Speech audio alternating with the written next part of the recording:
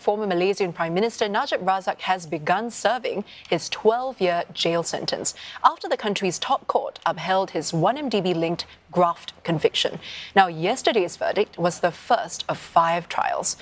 Najib remains on trial in 4 other cases involving funds at 1MDB and other state entities.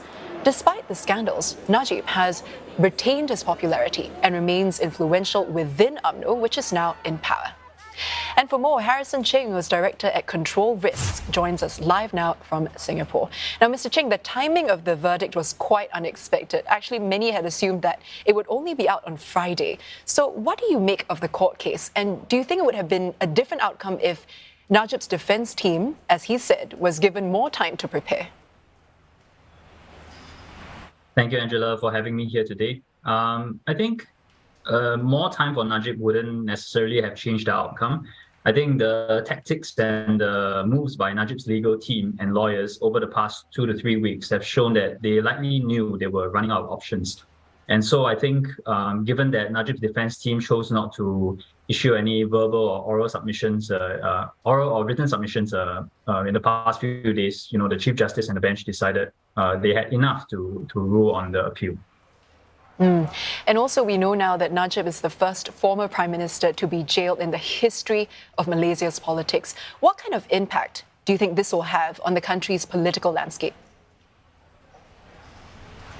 I think it's ultimately a positive development, given that judicial independence has been a contested issue in Malaysia, and in this case, it sort of reaffirmed the Malaysian public's trust in the judiciary as independent and relatively free from political influence.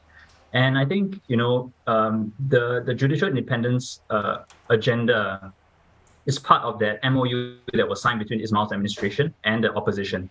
And there's a whole list of reforms coming up. So if Ismail is able to stay in power, all these reforms about limiting the term of the prime minister to less than 10 years, as well as increasing the independence of other state institutions from the judiciary, will be positive for Malaysia's governance standards in the years to come. And looking forward now, as former PM Dr. Mahathir Mohamad had pointed out this week, Najib actually stands a 50-50 chance at getting a royal pardon, return to politics, and even aim again for the country's top job. How likely is this to happen? And what's the possibility of this? I think the possibility in the year ahead is probably going to be very slim.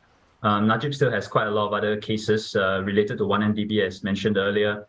And also the fact that the Pardons Board, as well as the Yang di-Pertuan Agong, or the King of Malaysia, will have taken note of the public reactions to the decision on Najib's appeal yesterday. And really, I think what the King has done in terms of his messaging over the past few months is really to ensure that there is some political stability in Malaysia so that they can attract foreign investments. And so I think the King will have to be quite careful, will be quite careful about whether to really pardon Najib so soon. In that case, pardoning Najib might then lead to greater political instability, given that Najib and UMNO President Zahid are currently at odds with Prime Minister Ismail. And speaking of UMNO, the party says that it will continue to support Najib in other court cases going forward to ensure that justice will be served. What are the different scenarios that could play out leading up to all those other cases? I mean, the thing about Malaysian politics, as we've known since 2018, is that really anything can happen. But, boiling it down to some credible scenarios, I think the first is Ismail continues to stay on as Prime Minister until general elections are called, probably going based on what happened yesterday, probably by the first half of 2023 rather than this year. And the second scenario would be Ismail being outmaneuvered by Zahid within UMNO. Therefore, Ismail goes and another Prime Minister, likely from UMNO, becomes Prime Minister. And finally, probably the most unlikely outcome at this point is that the opposition finds a way to return to power, whether through the general elections or through a reconfiguration of political alliances within Parliament. And Mr. Cheng, given all these developments, do you think that this would affect then how early the next general elections are expected to be called? Do you think we could see that being called very soon? I think very soon is probably unlikely. Najib and Zahid both are proponents of snap elections as early as possible.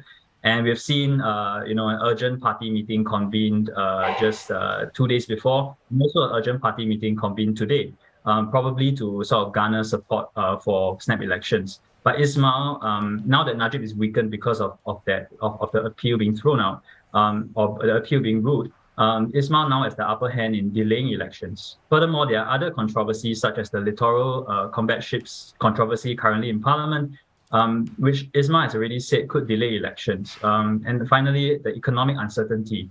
I think all these point to benefits having elections later rather than earlier. Mr. Cheng, thank you so much for your insights. That's Harrison Cheng, Director of Control Risks, speaking to us from Singapore.